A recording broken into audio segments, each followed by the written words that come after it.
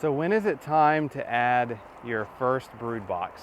So this hive obviously is just a single story hive that we split about a month ago.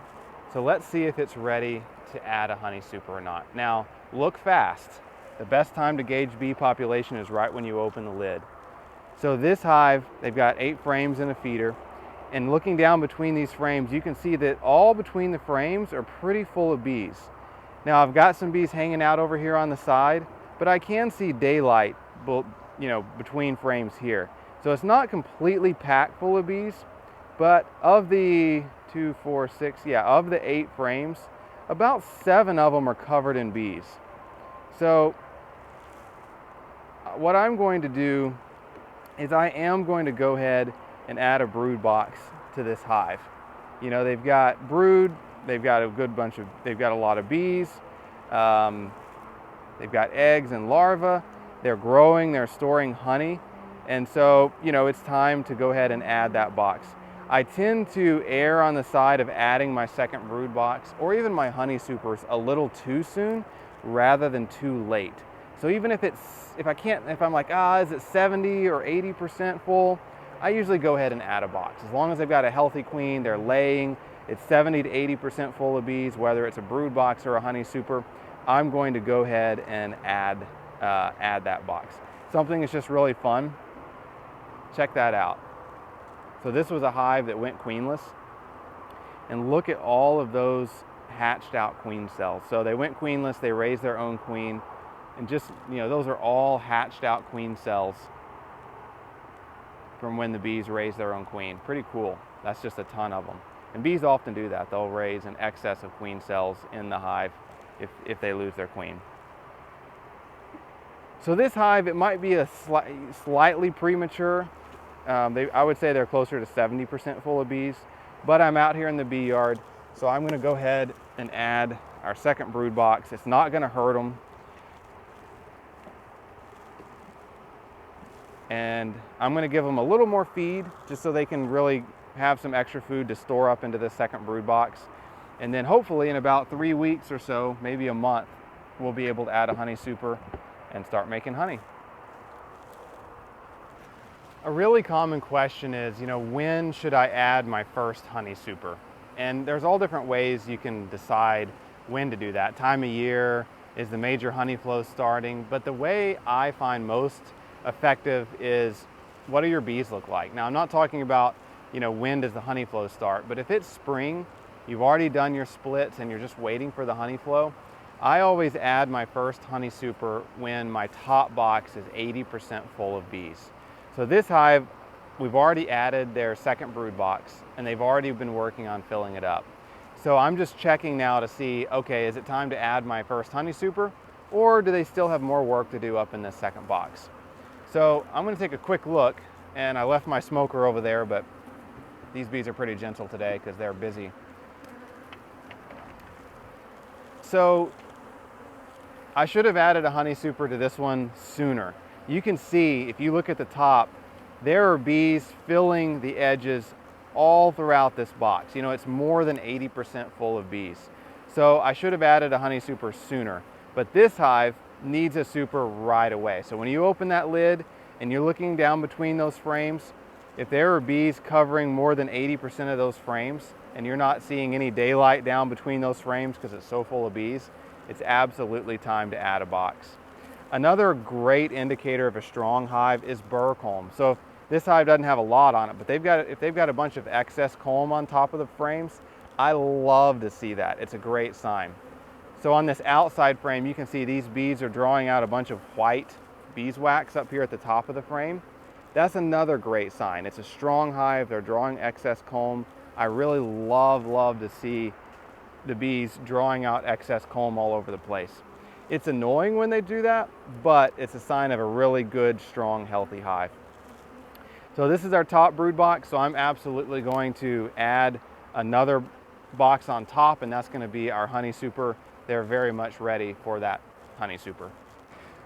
Okay, let's do a quick check on this hive. So this hive has 2 brood boxes. You can't see it in the video, but there's 2 deep brood boxes.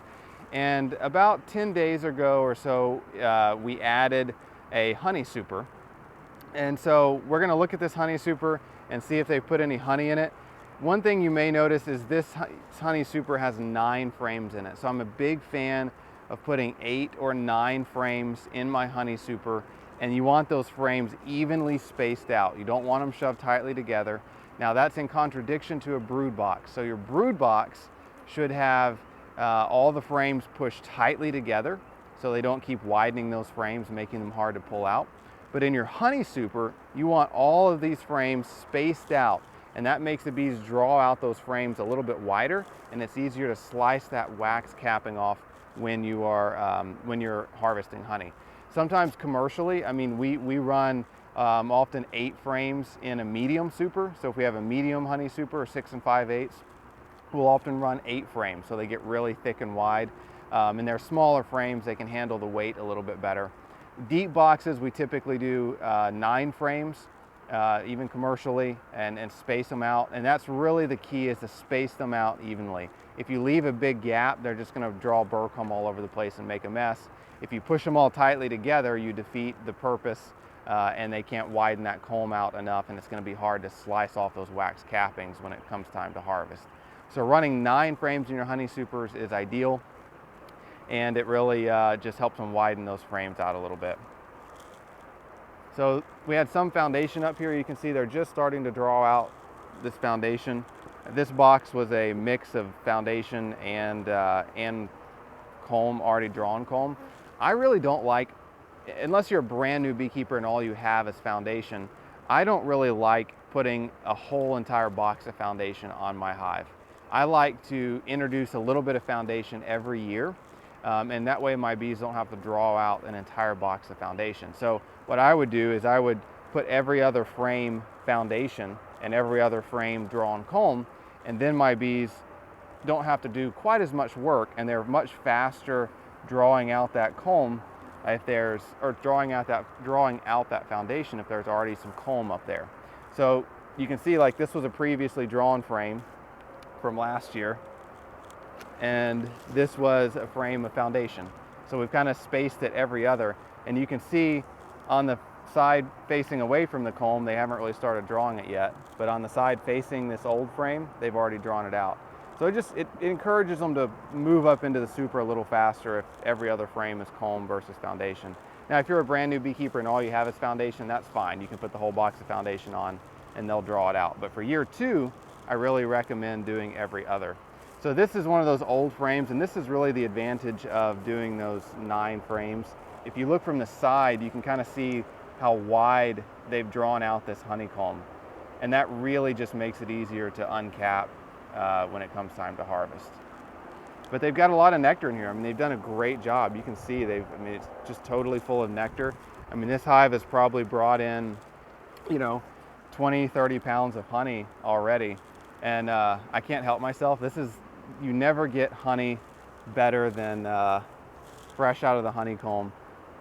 It's just so hard not to taste it. You can see it's a super light honey, and I just have to taste it and see what it tastes like. I'm super curious what kind of honey it is, what kind they're bringing in. Now I'm all sticky. It was worth it though. Oh, that's so good. So it's primarily pincushion honey, or scabiosa. There's a bunch of different names for it, but scabiosa or pincushion. It's a tall purple flower that's really common in Texas, and delicious honey, kind of a fruity taste to it. So this hive is doing great. I mean, we've spaced out these frames of foundation. They're drawing out the foundation.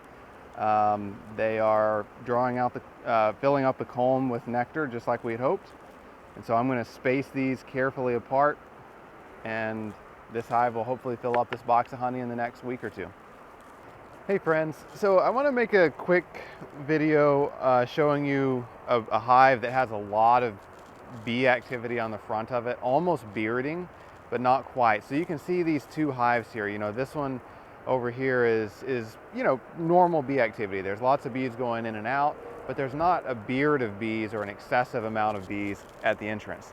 This one, however, has almost a beard of bees, not quite, But when I see a hive with a lot of bees on the front of it, whether it's a beard or just a lot of activity like this one has, first of all, I'm not usually concerned. Even if there's a beard of bees kind of hanging down a little bit, that's really common to see in the evenings as all the foragers return and they don't want to crowd the hive and overheat the hive, so all the foragers can kind of hang out on the front of the hive in the evenings. That's really common to see. But when I do see a hive with this much bee activity on the front and excess bees, or if I see a beard, the one thing I do is a quick check and make sure I have enough space in my boxes. If all of these boxes are full of bees, I'm absolutely going to add another box to this hive to make sure it's not getting ready to swarm. So it doesn't have to take a lot of time, but when I see this much activity, I just do a really quick check, often of the top box, to see, hey, is that top box full? And sure enough, this top box, I see bees between every single frame. It's almost completely full of bees. Sometimes a lot of excess bees in the front is an indicator that it's time to add another box. Not always, don't rely on that exclusively, but it's an indicator. So I'm looking at this box, and this top box, it's hard to see because some of the bees have run down, but it's pretty much completely full of bees. And the box underneath it is completely full of bees. So in this situation, I'm going to add a fourth box so that they don't think about swarming. So this is a hive that's obviously very strong. Their two brood boxes are full of bees. Their third honey super up on top is full of bees. They need another box. And so we're going to add another box. And I do this in the springtime. If this was all full in the summer or the fall, I wouldn't bother adding another box. 3 boxes is plenty. But going into a honey flow in the springtime when swarming is still a risk and they're getting ready to bring in a ton of honey and store it in the supers, I'm going to go ahead and add a fourth box so they don't get any ideas about swarming and they've got plenty of room for those bees. I wouldn't really add a fifth box until until this third and fourth box are pretty full of honey. But once this box and the next box I'm going to add are about 80% full of honey, I'm going to go ahead and add a fifth box. So stay ahead of your bees, especially this time of year, to keep them from swarming. And you don't want them to fill up all their space in your honey supers and start storing all that honey down in the brood box, because that's when you can run into issues with them overcrowding the brood nest with nectar and forcing the queen to making it so the queen has nowhere to lay. Honeybound. I blanked on the word. Honeybound is the word I'm looking for. So when they fill up the brood nest with nectar instead of brood, we call that being honeybound. So we don't want that to happen.